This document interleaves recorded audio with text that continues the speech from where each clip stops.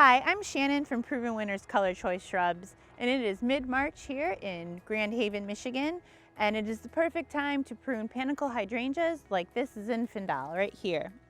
You don't have to prune your panicle hydrangeas, but doing so will remove the spent blooms from last year, neaten the habit, and encourage strong, sturdy stems and larger flowers for this season. It's really quite easy. The only thing you need to keep in mind is that you're going to lower the branches by about 1/3 of their height.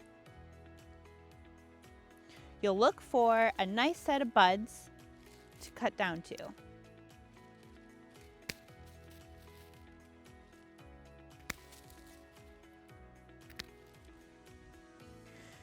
There are two other things you want to keep in mind while you're pruning your panicle hydrangea. The first is that you are shaping the plant when you're doing so, so take a step back every now and again and make sure you're happy with how it's being shaped.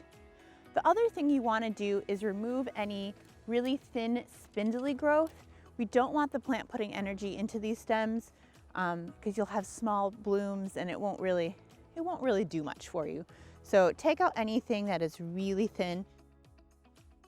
So there you have it. It might seem like a drastic difference from the ones to the side, but come summer, this will be a beautiful blooming Zinfandel hydrangea that will add quite a striking specimen to your garden.